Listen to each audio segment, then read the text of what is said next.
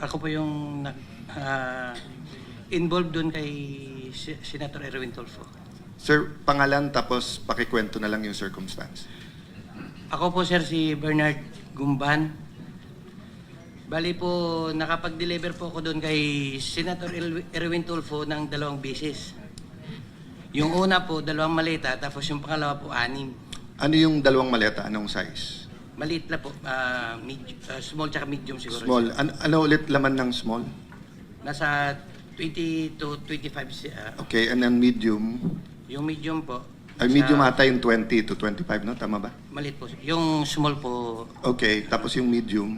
nasa 40 to 50. Okay, so ang dineliver mo is from 60 to 70. Okay. Tapos yung pangalawang beses po, Your Honor, 6 na malita na po. 6 na gano'ng kalaki? Halo-halo po. Halo-halo na. Opo, So, Your Honor. Your Honor. even assuming small lahat, kung 6 sa 25, at least 150. No, at least. No. Yes, Your Honor. Saan ng first at saan yung second delivery? Dito sa may bahay niya po, Your Honor, dito sa Green Hills. Green Hills. Paano nyo alam na bahay niya yun? Tinanong ko po si Mark Tiksay. Sabi ko, Boss Mark, kaninong bahay po ba yun?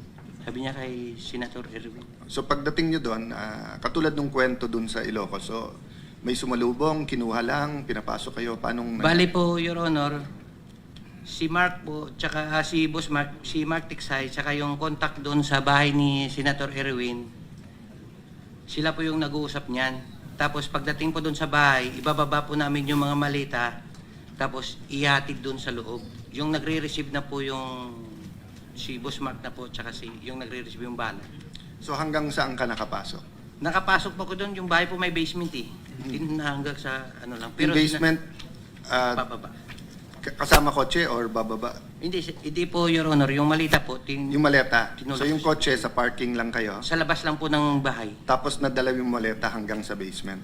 Papasok lang po kasi may sumalubong na po doon yung... Okay. ano So po kung yun? halimbawa dadala namin kayo dun sa mga lugar na sinasabi nyo, matuturo nyo na ito yung bahay tapos Yes, Your masasabi nyo Honor. dito yung Yes, sir. basement. Yes, sir. Opo. Third lang, nagulat lang ako sa